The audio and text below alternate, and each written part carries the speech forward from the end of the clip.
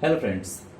जैसा हमारा पिछला टॉपिक था आर्टिकल, और आर्टिकल में आपने देखा था कि पिछले वीडियो में हम लोग एन का प्रयोग पढ़ रहे हुए थे, और उस एन के प्रयोग में मैंने कुछ बातें आपको बताई हुई थी, कुछ बहुत सारी बातें अधूरी थी।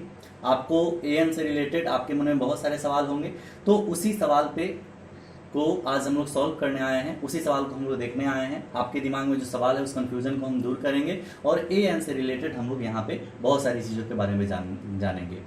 जैसा आप सभी जानते हैं कि आर्टिकल जो है हमारे एग्जामिनेशन में 1 और 2 मार्क्स का पूछा जाता है। और आपको एक चीज़ ये भी पता है कि आर्टिकल के बारे में थोड़ा बहुत ही सही, लेकिन सबको जानकारी होती है, क्योंकि ये जो है बचपन से 55 तक का टॉपिक है। यानी कहने का अर्थ है कि जब बच्चा पढ़ना शुरू करता है तभी से आर्टिकल के बारे में जानता है। लेकिन अभी जो हम लोग जानेंगे आर्टिकल के बारे में, इसमें बस थोड़ा सा कंसंट्रेशन करेंगे, थोड़ा सा आप दिमाग लगाएंगे, तो निश्चित रूप से आपका 1 से 2 नंबर का ये टॉपिक आपका जो है पूरी तरह से हो जाएगा। और एग्जाम के लिए 1 नंबर हो या 2 नंबर हो, सारे के सारे मार्क्स इंपॉर्टेंट होते हैं, क्योंकि अगर आपका मार्क्स बढ़िया है तो ही आपकी कद्र होती है, नहीं बढ़िया है तो नहीं कद्र होती है।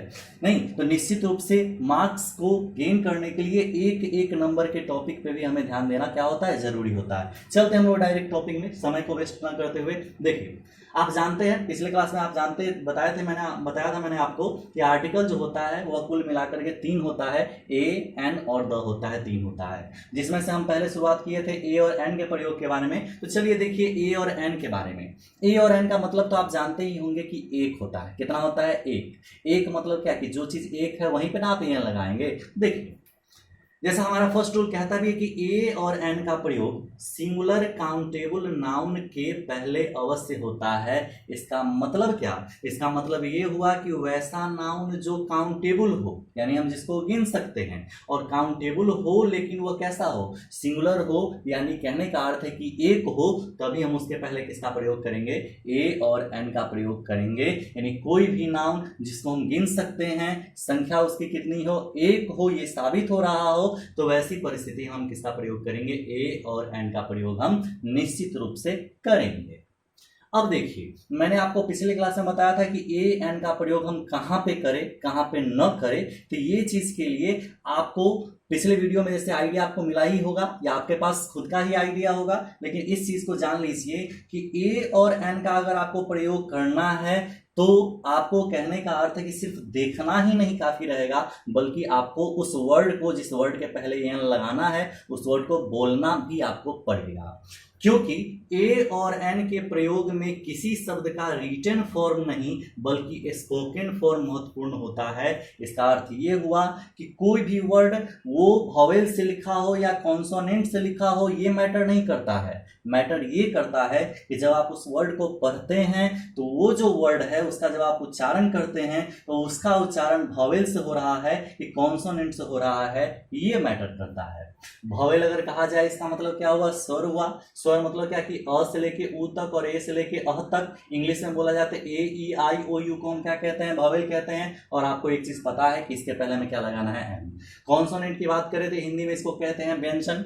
क से लेके य लव के ज्ञ तक क्या होता है? व्यंजन। और आपको पता है कि ए ई आई ओ यू को छोड़कर बाकी जो भी बच जाता है वो क्या कहलाता है? कॉन्सोनेंट। और कॉन्सोनेंट के पहले हम किसका प्रयोग करते हैं? ए का प्रयोग करते हैं। नहीं, अब सवाल ये उठता है, जैसा मैंने आपको यहाँ पे बताया है कि हमें ये देखना नहीं है कि कोई भी जो वर्ड हमारे सामने लिखा हुआ है तो वह ए ई आई ओ यू से लिखा हुआ है या ए ई आई ओ यू को छोड़ करके लिखा हुआ है। ये लिखने पे हम लोग नहीं जाएंगे बल्कि उसको पढ़ने पे जाएंगे। अगर लिखने पे गए इसका मतलब कि आप कमजोर पड़ गए, आपका गलती होगा। लेकिन अगर आप पढ़ करके सॉल्व करते हैं तो गलती होने का संभावना कहीं से भी नहीं है। इसलिए थोड़ा सा मेहनत करिएगा, थोड़ा सा पढ़ लीजिएगा, संतुष्ट हो जाइएगा। लगेगा कि अरे इसको हम सही सही पढ़ लिए हैं, हमारे अंदर ये चीज, ये वर्ड जो है हमारे अंदर घुसा है। नहीं, हम ए और एन को यहाँ पे प्रयोग कर सकते हैं, तभी जाकर के आप प्रयोग कीजिएगा। कहिए कैसे करें इस चीज, तो देखिए कैसे आप करेंगे। जैसे आप यहाँ पे देख रहे हैं कि हंटर लिखा हुआ है। आप कहिए कि हंटर यहाँ पे लिखा हुआ है तो स्टार्ट किससे? एच से। जाहिर सी बात है कि एच कॉन्सोनेंट है, तो इस रूल के हिसाब से भी कि कॉन्सोनेंट के पहले ए लगता है, यहाँ पे ए लगेगा। लेकिन हमें इस रूल पे ध्यान न देकर के इस रूल पे ध्यान देना होगा। इसको पढ़े तो क्या पढ़ाया? हंटर पढ़ाया। हंटर पढ़े इसका मतलब है किससे स्टार्ट हुआ? तो ह से स्टार्ट हुआ। किससे स्टार्ट हुआ? ह से। ह जो है किसके बीच में आता है? क से ज्ञ के बीच में आता है, इसलिए हम किसका प्रयोग करेंगे ए का। जैसे काऊ हम पढ़ते हैं, काऊ यानी किससे स्टार्ट होता है, क से, तो क जो है व्यंजन हुआ, इसलिए हम किसका प्रयोग करेंगे, ए का प्रयोग करेंगे। होटल है तो होटल किससे होता है, हो से, ह से यहाँ पे स्टार्ट हुआ, तो इसका मतलब हमें किसका प्रयोग करना है, ए का हम प्रयोग करना है।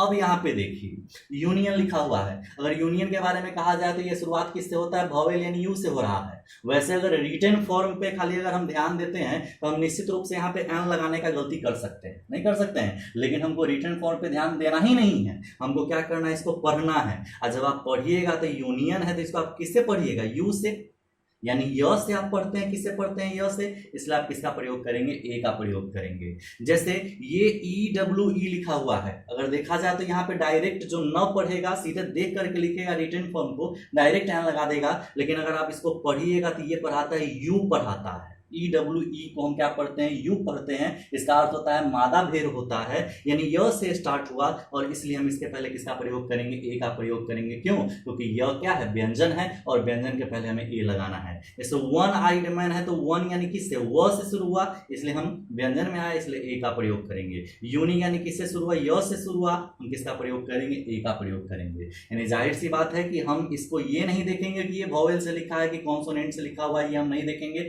बल्कि क्या देखेंगे, तो हम ये देखेंगे कि जब हम इसको पढ़ रहे हैं तो हमारा वॉवेल निकल रहा है कि कॉन्सोनेंट से निकल रहा है, आवाज हमारी किस टोन में निकल रही है।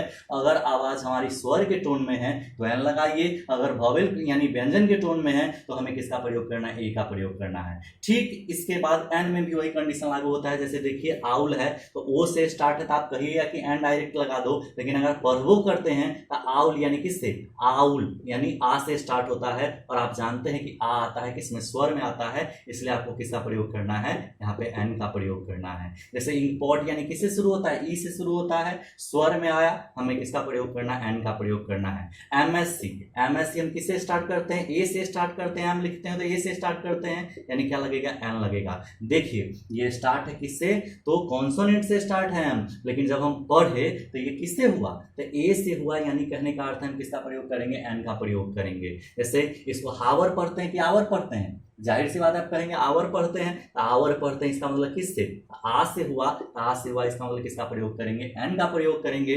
क्यों, क्योंकि आ आता है किसमें, स्वर के अंतर्गत आता है, और एन हमें लगाना है। F I R, F I R F कैसे लिखते हैं, ऐसे लिखते हैं, एफ यानी किससे शुरू हुआ, ए से, तो आप किसका प्रयोग करेंगे, एन का। एक्सरे यानी क्या लिखते हैं, एक्स ऐसे लिखते हैं, किससे शुरू हुआ, ए से, यानी आप किसका प्रयोग करेंगे, एन का प्रयोग करेंगे। ऑनर है तो ऑनर आप कैसे लिखते हैं, ऑ से स्टार्ट करते हैं, किसके अंतर्गत आया, ए के अंतर्गत आएगा, सॉरी स्वर के अंतर्गत आएगा, और स्वर जब ये हो गया ओ, इसका मतलब हमें किसका प्रयोग करना है, एन का प्रयोग करना है। यानी इतना एग्जाम्पल से ये बात जरूर स्पष्ट हो जाती है हमारे सामने कि अगर हमको ए लगाना है या एन लगाना है तो सबसे पहले ये देखना पड़ेगा कि ये सिंगुलर है कि नहीं है, और जब हम ये सेटिस्फाइड हो जाएंगे कि ये सिंगुलर है तो हमें ये देखना पड़ेगा कि जब हम इसको पढ़ते हैं, लिखा क्या सही नहीं देखेंगे, बल्कि ये देखेंगे कि जब हम इसको पढ़ते हैं तो पढ़ने के समय में ये जो है उच्चारण किससे हो रहा है। अगर उच्चारण स्वर से है मतलब क्या लगाना है, तो हमें स्वर से अगर उच्चारण हो तो एन का प्रयोग करना है,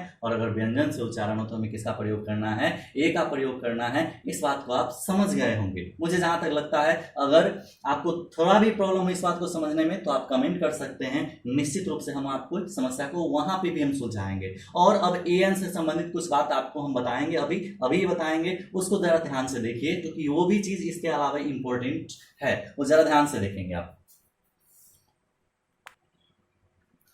तो चलते हैं अगले रूल पे चलते हैं हम। देखिए रूल नंबर 3 हमारा कहता है कि अगर नाउन प्लूरल नंबर में हो तो ए एन का प्रयोग नहीं किया जाता है।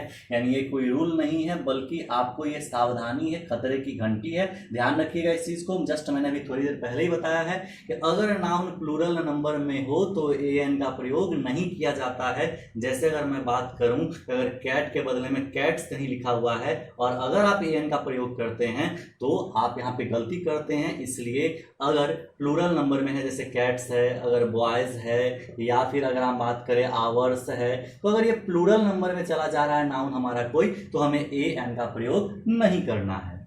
अगला एग्जांपल देखिए, कह रहा है कि अगला रूल हमारा कह रहा है कि अगर नाउन अनकाउंटेबल हो, अनकाउंटेबल मतलब कहने का अर्थ है कि इसको गिन नहीं सकते हैं, गिन नहीं सकते हैं, इसका मतलब क्या कि जो गिन करके नहीं बिकता है, तौल करके बिकता है, माप करके ये उसका यूज करते हैं या तौल करके यूज करते हैं, यानी अनकाउंटेबल है, यानी गिना नहीं जा सकता है, वहां पे भी हमें एन का प्रयोग नहीं करना है। जैसे अगर हम बात करें ऑयल का, तो इसमें हम एक है कि अनेक हमको पता नहीं चलेगा, तो निश्चित रूप से हम यहाँ पे एन का प्रयोग नहीं करेंगे। जैसे हम बात करें यहाँ पे पोटैटो है, तो यहाँ पे हम बात करेंगे तो इसका हम प्रयोग यहाँ पे नहीं करेंगे, एन का प्रयोग करेंगे। यहाँ पे यानी प्लूरल अनकाउंटेबल फॉर्म में हो तो भी हमें एन का प्रयोग नहीं करना है। लेकिन हाँ, एक चीज है कि अगर आप यहाँ पे अगर इसकी मात्रा दी हुई है कि जैसे अगर लिखा हुआ है कि 1 किलो अगर आलू लिखा हुआ है तो 1 केजी ऑफ पोटैटो हम लिख सकते हैं, लेकिन अगर सीधे आलू लिखा हुआ है तो आप इसके पहले एन का प्रयोग नहीं कर सकते हैं। रूल में अगर हम 5 की बात करें तो 5 में देख लीजिए, नियम हमारा कहता है, जैसे हम जानते हैं कि नाउन के पहले एन का प्रयोग किया जाता है, लेकिन ध्यान दीजिएगा कि अगर नाउन के पहले एडजेक्टिव हो तो हमें एन का प्रयोग किसके पहले करना पड़ेगा, तो एडजेक्टिव के पहले करना पड़ेगा। कहिए कैसे, तो मैं आपको एग्जांपल यहाँ पे दे दूं कि अगर सीधे हमारे पास सेंटेंस है कि ही इज बॉय, अगर लिखते हैं यहाँ पे बॉय लिखते हैं, यहाँ पे सिर्फ नाउन है तो यहाँ पे एन का प्रयोग डायरेक्ट नाउन के पहले होगा। लेकिन अगर यहाँ पे हमारे सामने आता है कि ही इज और यहाँ पे लिखा हुआ है कि ऑनेस्ट बॉय लिखा हुआ है,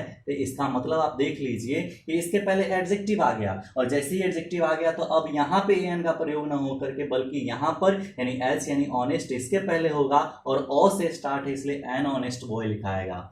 अब यहाँ पे देख लीजिए एक और कॉलम है कि अगर नाउन के पहले एडजेक्टिव है और एडजेक्टिव के पहले अगर एडवर्ब है तो एन का प्रयोग एडजेक्टिव के भी पहले नहीं होगा, बल्कि कहाँ होगा, तब एडवर्ब के पहले होगा। जैसे हम यहाँ पे लिखते हैं कि ही इज, हम यहाँ पे लिखते हैं वेरी ऑनेस्ट बॉय लिखते हैं यहाँ पे, तो इस परिस्थिति में आप देख लीजिए कि नाउन भी है, एडजेक्टिव भी है, एडवर्ब भी है, लेकिन अब न यहाँ पे एन लगेगा ना यहाँ पे लगेगा, बल्कि कहाँ पे लगाएंगे, वेरी के पहले लगाएंगे, यानी यहाँ पे लगेगा एन का प्रयोग। इसलिए ध्यान रखिएगा कि अगर सेंटेंस में सिर्फ नाउन है तो एन डायरेक्ट नाउन के पहले लगाइए, अगर नाउन के साथ साथ क्या है एडजेक्टिव भी उसके पहले दिया हुआ है तो एन का प्रयोग एडजेक्टिव के पहले कीजिए, और अगर एडजेक्टिव के पहले एडवर्ब भी दिया हुआ है तो एन का प्रयोग कहाँ पे करिए, एडवर्ब के पहले करिए।